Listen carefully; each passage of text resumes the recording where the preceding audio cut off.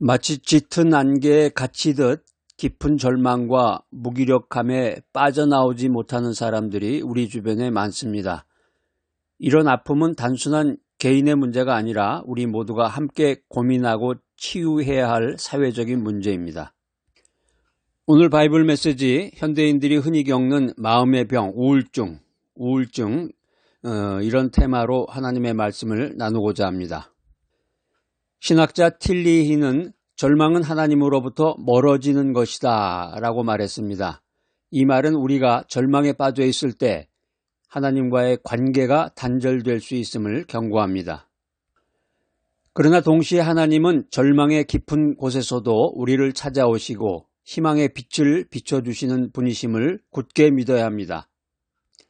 오늘 바이블 메시지를 통해서 우리는 우울증이라는 이 어둠 속에서 어떻게 하나님의 사랑과 치유를 경험하고 다시 인생의 봄을 기다릴 수 있을지 함께 고민하고 은혜를 나누고자 합니다. 첫 번째 바이블 메시지, 무너진 마음에 하나님의 위로가 함께 하신다. 경기도 용인에 사는 박선영 집사님은 가명입니다. 직장에서 뛰어난 업무 능력으로 인정을 받았는데 최근에 과도한 업무 스트레스와 인간관계의 어려움으로 인해서 심각한 우울증을 겪고 있습니다. 교회 봉사활동도 중단하고 집에서만 시간을 보내면서 깊은 절망에 빠져 있습니다. 하나님의 말씀을 통해서 하나님으로부터 위로함을 받고 다시 일어서게 되었습니다. 오늘 이야기를 통해서 하나님께서 우리들의 그 무너진 마음을 위로하시고 다시 일어설 수 있는 힘을 주신다는 사실을 알 수 있습니다. 하나님은 우리의 아픔을 외면하지 않으시고 따뜻한 사랑으로 안아주시는 분이십니다. 우리가 흔히 하는 말로 고립무원이 되었다라는 말을 하는데 외톨이가 되어서 도움을 전혀 받지 못한다, 받을 데가 없다 이런 뜻입니다. 하나님을 믿는 우리에게는 결코 고립무원이 없습니다. 시편 34편 18절 말씀입니다. 여호와는 마음이 상한 자에게 가까이 하시고 낙심한 자를 구원하시는도다. 오늘 성경 말씀은 하나님께서 마음이 아프고 낙심한 자들에게 가까이 다가가서 위로하시고 구원하신다는 약속을 담고 있습니다. 오늘 성경 말씀 참 귀한 말씀인데 이 말씀은 하나님의 임재와 위로를 강조하고 있습니다. 하나님은 우리의 고통을 이해하시고 함께 하시는 분이심을 보여줍니다. 오늘 두 번째 바이블 메시지는 어둠 속에 비춘 소망의 회복을 가져온다. 부산에 사는 올해 28살의 최민준 청년이 있습니다. 가명입니다. 대학교를 졸업했는데 취업에 실패해서 깊은 우울감에 빠졌습니다. 대학교 졸업해서 이제 인생 최고의 그 길이 최대의 문제가 취업하는 거죠. 취업하는 건데, 서울 같은 데는 이제 그 청년들이 취업하는데 도움을 많이 주고 있습니다. 그 취업하기 위해서 이제 그 이력서에다 사진 찍는 거, 그런 것도 이제 무료로 제공해 주는 데도 있고, 심지어는, 어려운 그 청년들을 위해서 그 옷을 빌려준다고 그래요. 면접이죠. 인터뷰를 하러 갈 때 이제 옷을 입어야 되는데, 이제 고등학교 졸업해서 막 사회에 진출하거나 집안이 어려운 청년들은 이게 반반한 옷이 없죠. 이게 슈트가 있어야 되는데 아래 위로, 그다음에 이제 그 넥타이도 있어야 되고 뭐 구두도 있어야 되고, 근데 그런 거를 대여해 주는 그런 데가 있다고 합니다. 서울에서는 아마 그런데 지방은 잘 모르겠어요.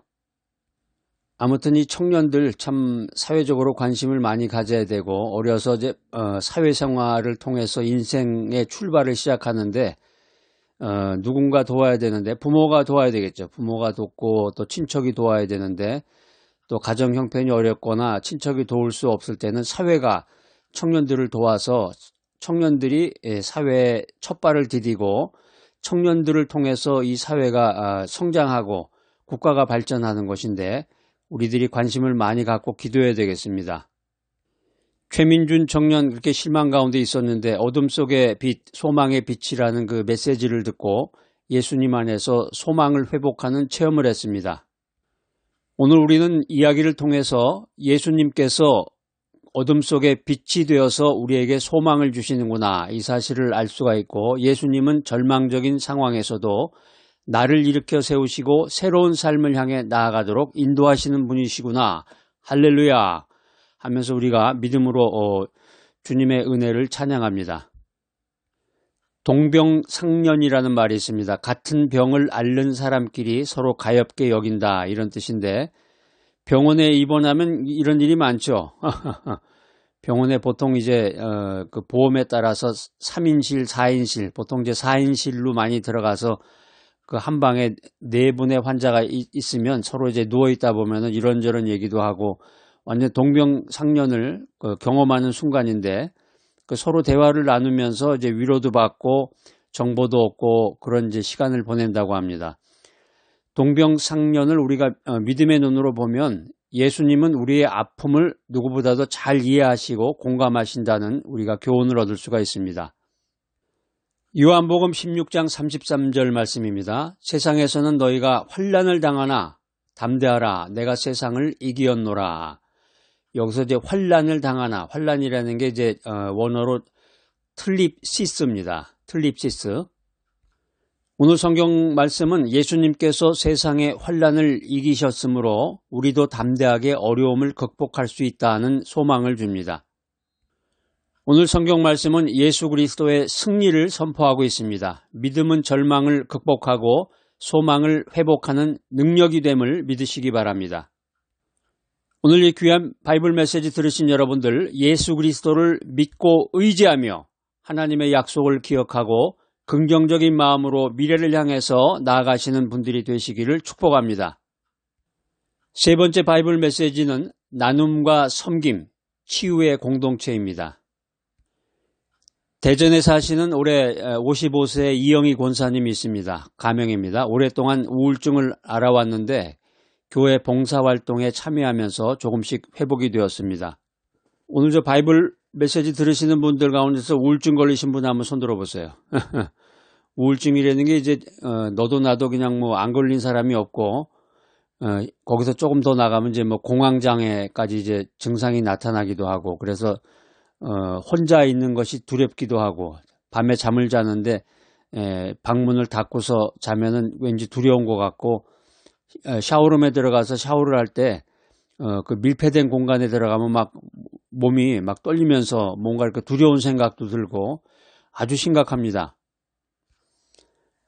오늘 여기 대전에 이 권사님은 이제 우울증으로 인해서 이제 고생을 했는데 봉사활동을 통해서 조금씩 회복되어서 어려운 이웃들을 위한 봉사활동을 하면서 자신의 아픔을 잊고 다른 사람들을 섬기는 기쁨을 경험했다고 합니다.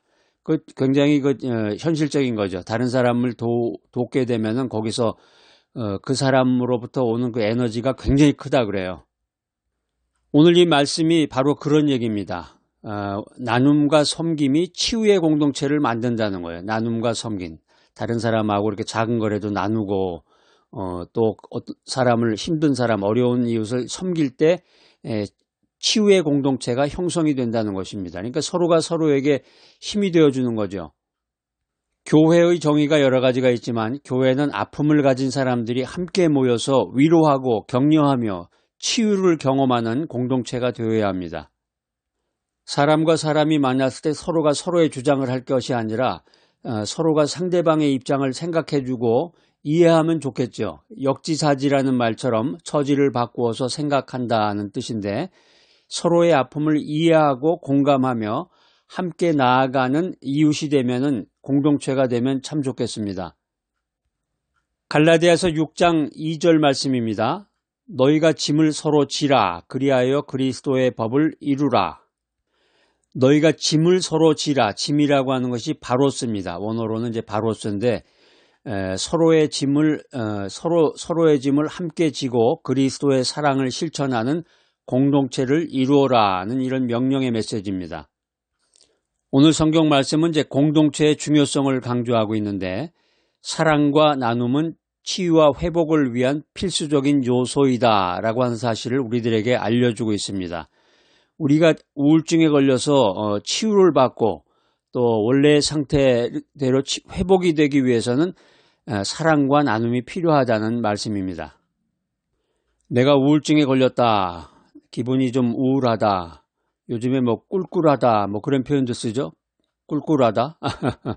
그런 표현도 쓰는데 혼자 있으면 왠지 마음이 우울해지고 어떤 음악 잘못 들으면은 막 무드 있는 음악 같은 거 잘못 들으면은 마음이 막 침울해지고 막 그런 사람도 있고 사람 만났을 때 굉장히 그 우울한 감정 같은 거 이런 게 드는 사람들이 있고 이 우울증이라는 깊은 어둠 속에서도 하나님은 우리를 포기하지 않으시고 희망의 빛을 비춰주십니다.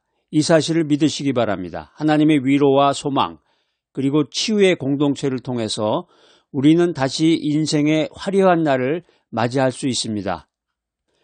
그래서 제가 이제 잘 아는 그 지인이 있는데 저하고 대화도 나누고 기도도 함께 나누고 그런 장로님이 계시는데 그 장로님도 한때 우울증에 걸려가지고 샤워룸에 들어가면 혼자서 샤워를 못 하실 정도예요. 막 무서워가지고 샤워룸에 들어가지고 자기가 이제 그 혼자서 독립된 공간 아니에요. 누구 다른 사람이 같이 들어가 샤워를 할 수도 없는 거고 혼자서 있는데 굉장히 그 마음이 두려워진다는 거죠. 그래가지고 이제 그 문을 열어놓고 욕실 문을 이렇게 열어놓고 이렇게 무슨 소리도 좀 나게 하고 사람들이 왔다 갔다 할 때 이제 그거에 이제 힘입어 가지고 샤워도 간신히 하고 이제 이런 지경이었는데 말씀과 기도로 그 우울증을 극복했다는 이야기를 서로 나눴습니다.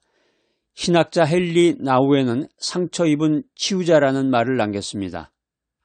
상처 입은 치유자, 이 말 아주 유명한 말입니다. 그 책도 있는데 우리 모두는 상처 입은 존재이지만 하나님의 사랑 안에서 서로를 치유하고 회복시키는 치유자가 될 수 있다라는 말입니다. 오늘 이 귀한 바이블 메시지 들으신 여러분들 하나님의 사랑 안에서 서로를 위로하고 격려하며 인생의 밝은 날을 향해서 달려가시는 귀하고 복된 여러분 모두가 되시기를 축복합니다. 사랑과 은혜가 풍성하신 하나님 아버지, 우울증으로 고통받는 모든 이들에게 위로와 소망을 주시옵소서. 하나님의 사랑으로 상처 입은 마음을 치유하시고 어둠 속에서 빛을 발견하게 하여 주시옵소서. 우리 모두 서로의 짐을 함께 지고 사랑으로 치유하는 공동체를 이루어가게 하여 주시옵소서. 예수 그리스도의 이름으로 기도드립니다. 아멘.